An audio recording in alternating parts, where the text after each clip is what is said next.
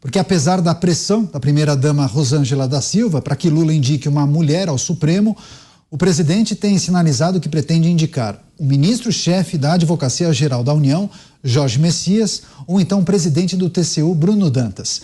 Nos bastidores, o chefe do executivo vem dizendo que quer na corte alguém com quem possa ter liberdade, eu vou abrir aspas, para trocar ideias, fecho aspas. O primeiro nomeado pelo presidente para uma cadeira no STF, Cristiano Zanin, vem recebendo críticas por seus votos contra pautas consideradas progressistas. O segundo a ocupar a vaga de Rosa Weber, que deixará a corte, inclusive, para se aposentar no fim de setembro.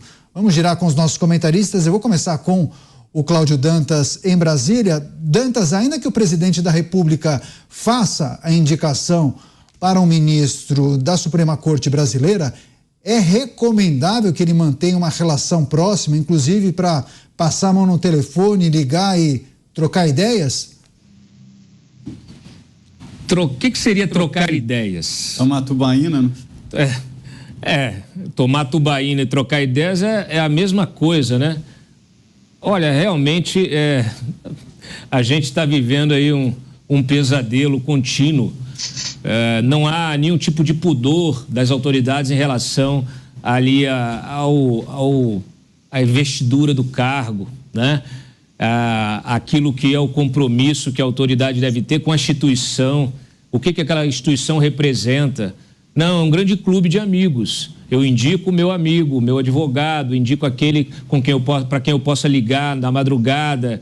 Quer dizer, não há nem o pudor de se não dizer esse tipo de coisa, né?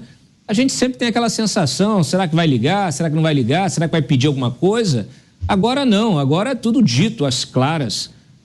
Eu acho muito ruim para quem será indicado, porque vai ficar sempre com aquela pecha. Se colocar um voto que beneficie algum interesse do presidente da República, olha, tá vendo aí? Esse é aquele e com quem o presidente queria trocar ideias. Será que trocou ideias? Foi quando? Foi ontem, anteontem, foi na madrugada?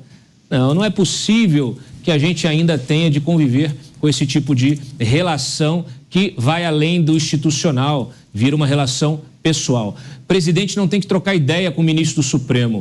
O presidente tem que fazer o seu trabalho e o ministro do Supremo tem que resguardar a Constituição. Simples assim. Pois é, Mota, também queremos ouvi-lo a respeito. Dizer que quer trocar uma ideia com o ministro, ou que tem esse desejo, dá uma impressão de proximidade, amizade, liberdade, inclusive, para fazer um pedido, eventualmente. E é justamente o que um presidente não pode ter com o ministro da Suprema Corte Brasileira. Mota. Esse é o mundo ideal, Daniel.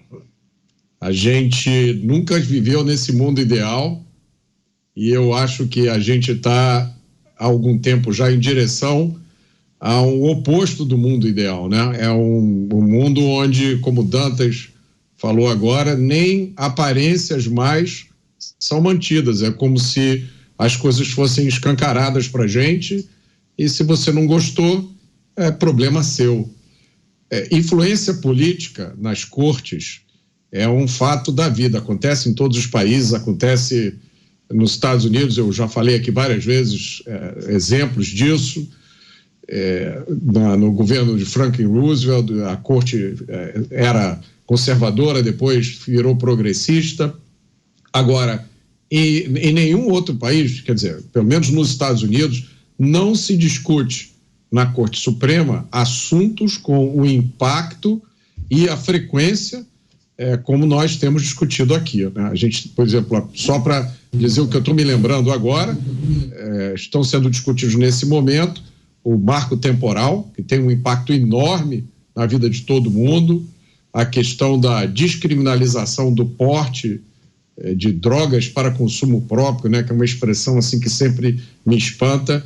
Então é preocupante, porque essa proximidade ela pode sinalizar uma capacidade do governo de implantar as suas políticas, né, de uma forma muito difícil de resistir. E aí a pergunta é como é que você convive com isso ao mesmo tempo em que se prega Estado de Direito, democracia e separação entre os poderes. Zé Maria sinalizou, quer falar, né, Zé?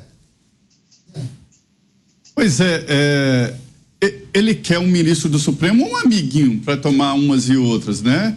É uma falta de entendimento da diferença e da separação de poderes.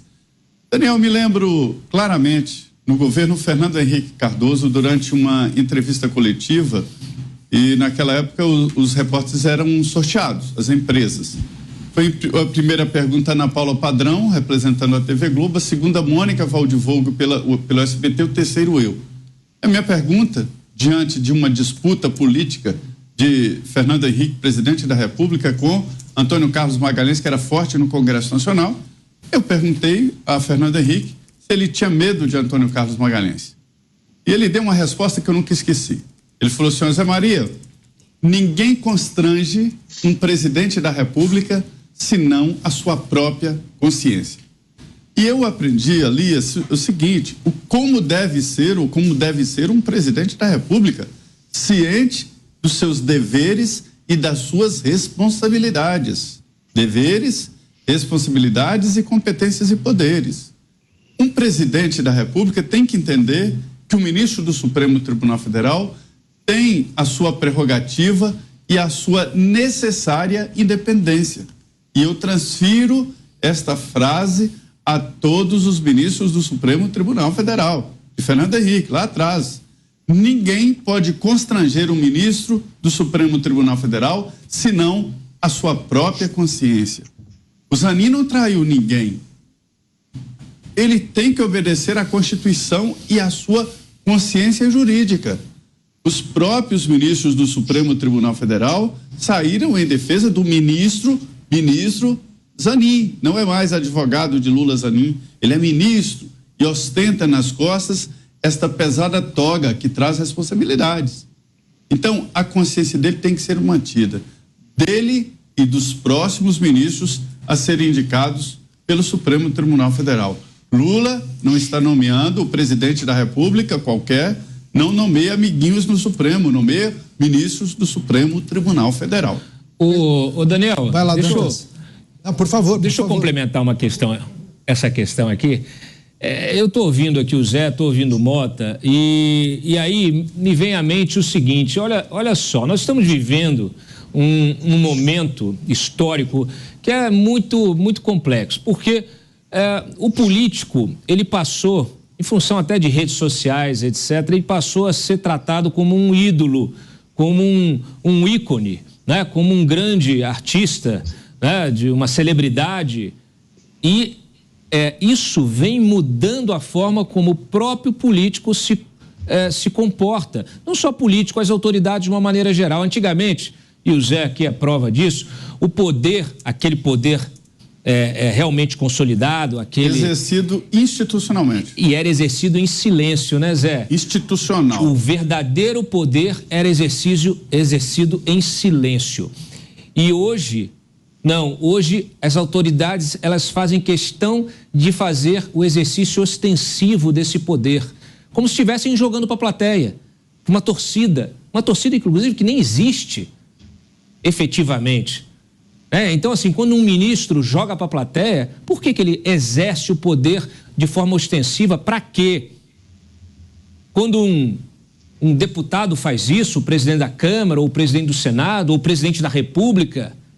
Para que ele está fazendo isso? Isso cria uma espiral, né, de autoapoio, de engajamento. O sujeito quer ser não só presidente da República, ele quer ser popular na rede social, ele quer ser um influencer, um influenciador.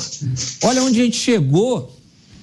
Não é possível você exercer o poder, especialmente com a necessária constrição que existe quando você representa uma instituição, se você está jogando para a plateia na rede social, fazendo selfie.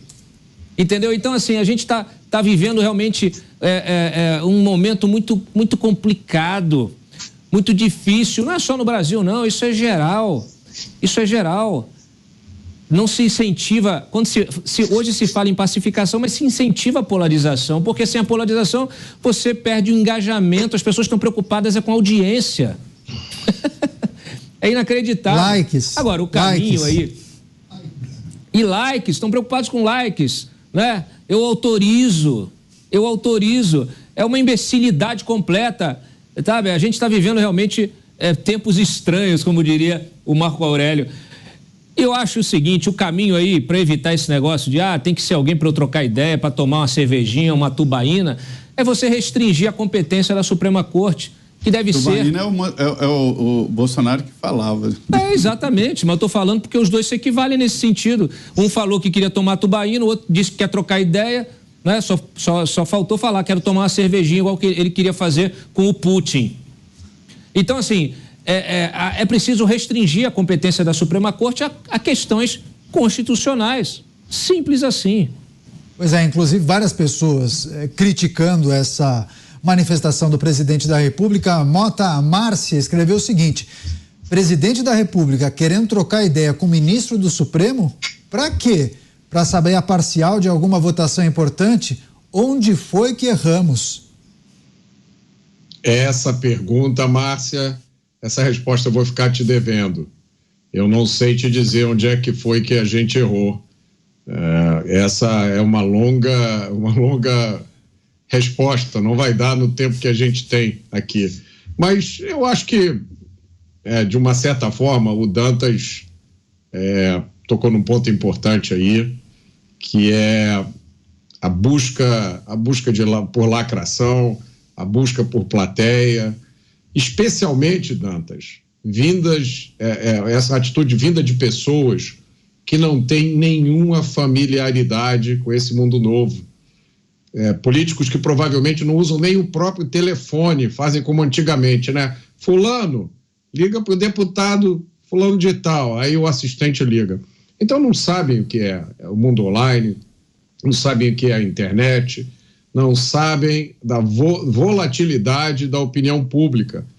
As pessoas muitos políticos não sabem que o eleitor, o cidadão consegue identificar, muita gente consegue, o falso do verdadeiro. E eu sempre faço uma recomendação, Dantas, que já faço há muito tempo, né? Quando vocês ouvirem um político fazendo um desses discursos, especialmente desses discursos assim, fáticos, com promessas maravilhosas, tira o som, deixa só o rosto dele, olha para a expressão dele, tenta adivinhar do que ele está falando, tenta perceber se ele está falando de amor, de progresso, de solidariedade, ou se é rancor, ressentimento, retribuição, vingança. Fica a dica. Tá certo, a gente vira a página, inclusive vamos fazendo o curso aí, Mota, tá fazendo o curso aí de detecção de mentira e linguagem não verbal, isso é perigoso, hein? Eu fiz o curso mais duro e mais custoso que existe, Zé Maria, o curso da vida. Eu aprendi isso na prática.